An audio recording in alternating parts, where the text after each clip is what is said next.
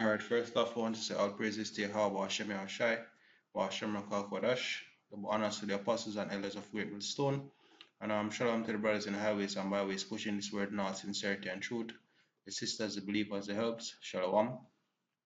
This is the brother Iowam from the GMS Jamaica camp, and just want to do a short lesson. It's basically a responsibility to the Apostles Gabar video. Went into there was Serapis, right? Serapis Christus. And one of the main points when push is that are will make sense when I say, oh, you have a lot of Jakes they follow Serapis because you have a whole heap of Jakes that living in Egypt at that time, right? And remember a couple years back we did read up some history on the Septuagint, and it actually showed that you had Jews were living in Egypt and also going to the world fact as to one of the reasons why the Septuagint was also created, right? So just to help push that point, right? This is from the BibleArchaeology.org, right? And the article is a brief history on the Septuagint. It says the very first translation of the Hebrew Bible was made into Greek probably as early as the 3rd century BC. This, the so-called Septuagint translation of the Hebrew Bible into Greek, is traditionally dated to the region of Ptolemy II, Philadelphus of Egypt, right? So this is also the Ptolemy that Ptolemy Sota which was Ptolemy the first. Actually, his son will make Serapis Christus the god, right? Of an image of his son, right? It says it is commonly called the Septuagint version from the Latin 70 because according to the traditional account of its origin, Salakia, preserved in the so-called letter of Aristeas, it had 72 translators. This letter tells how King Ptolemy II commissioned the royal librarian Demetrius of Phaleron to collect by copying all books in the world.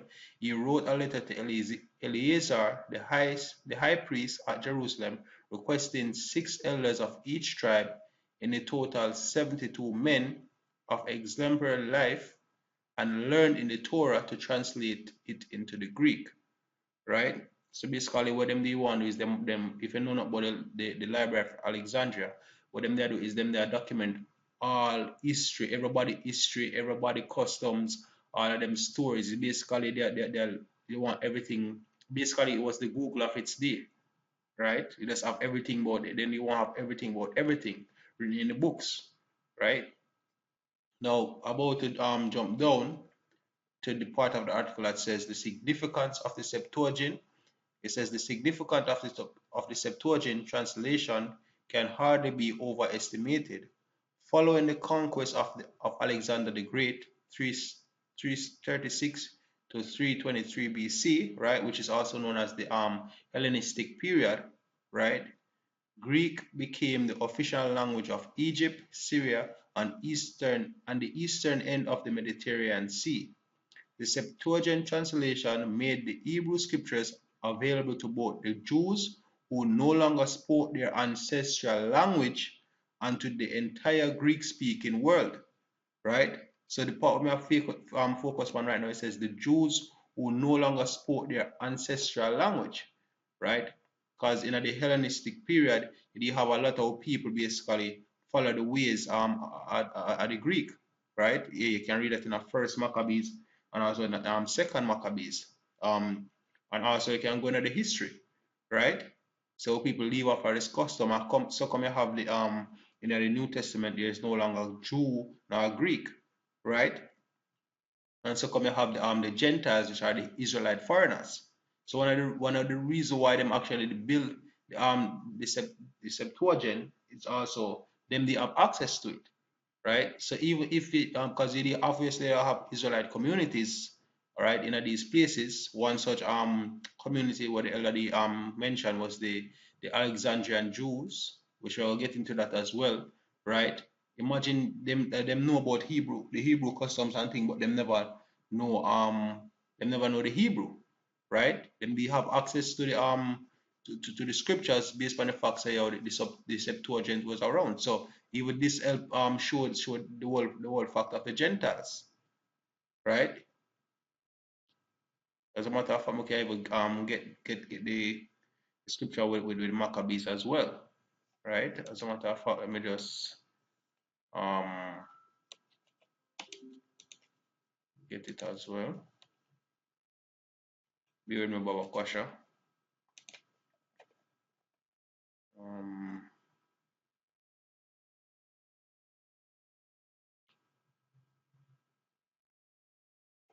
I don't understand why it's not sure, but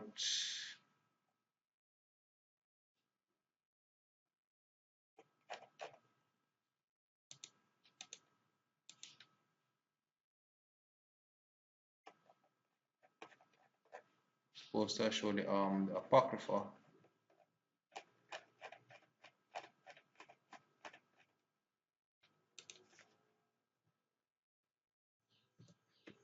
Salakia Akim.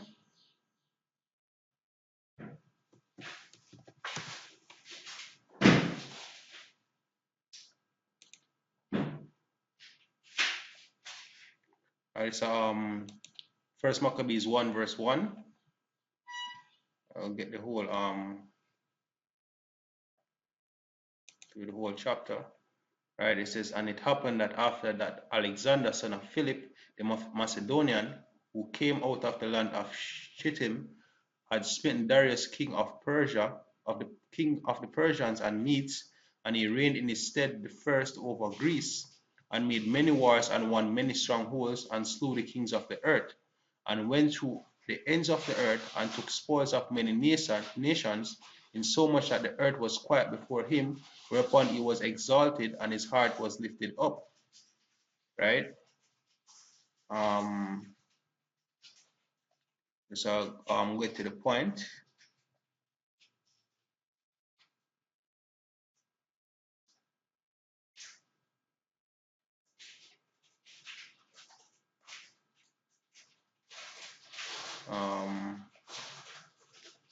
All right, this verse 44. Moreover, King Antiochus wrote to his whole kingdom that all should be one people, and everyone should believe his laws, so that the heathen agree according to the commandment of the king. Yea, many also of the Israelites consented to his religion, and sacrificed unto idols, and profaned the Sabbaths. Right? So basically, when is him make a decree, say all the nations and follow the ways of the Greek, right? Which actually go back to why you have Jews who no longer spoke their ancestral language, right? Now, this is a second excerpt from Wikipedia, right? Pretty much say the same thing, but when we get to that part here, it says the full title in ancient Greek, literally translation of the 70, derives from the traditional story recorded in the letters of Aristophanes, right?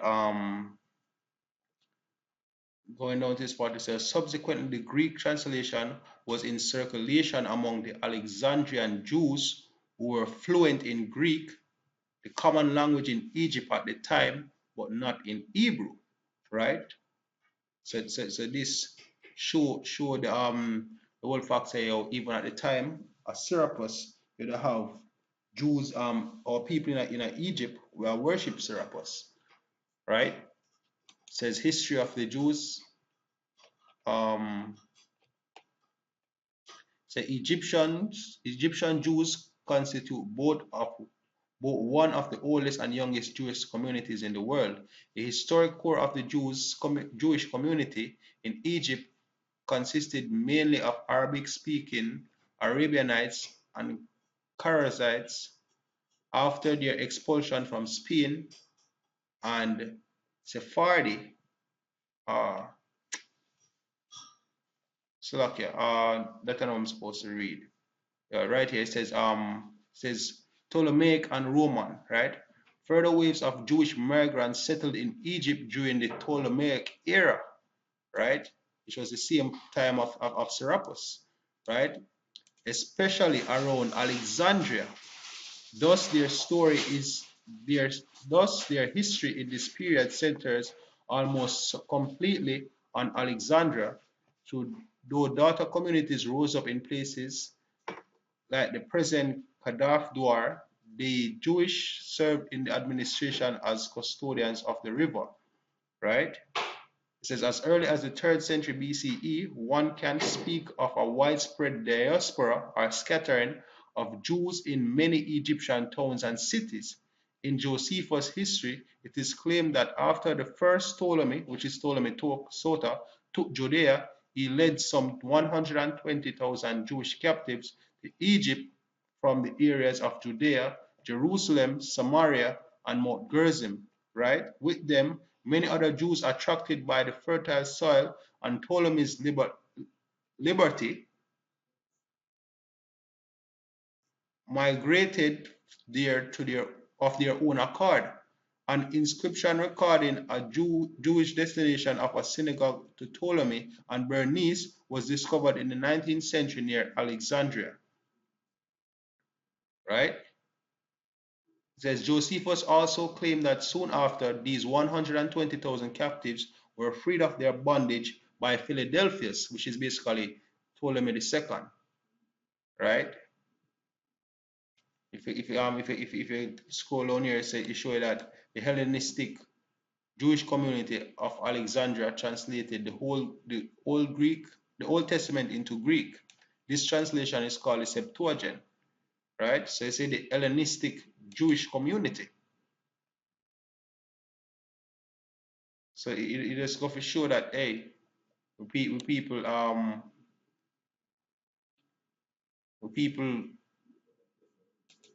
were throughout all these places, also in Egypt, right? Is actually get to this later. So this is and just to top it off, right? This is Second Maccabees 1 verse 1, 2 verse 1, no, still okay. Second Maccabees 1 verse 1, it says, the brethren, the Jews that be at Jerusalem and in the land of Judea, wish unto the brethren, the Jews that are throughout Egypt, health and peace. Right? So when they show that the second book of Maccabees was sent to who? Jews that were throughout Egypt. Also go again if show this diaspora of our people in Egypt. So with that, hope you brothers were edified once more. Once all praises to Yahweh Bashem Yahushai, Bashem Rakak Wadash, the bonus to the apostles and elders of Great Millstone, and shalom to the brothers in the highways and byways pushing this word now, sincerity and truth. Sisters, the believers, the helps, shalom.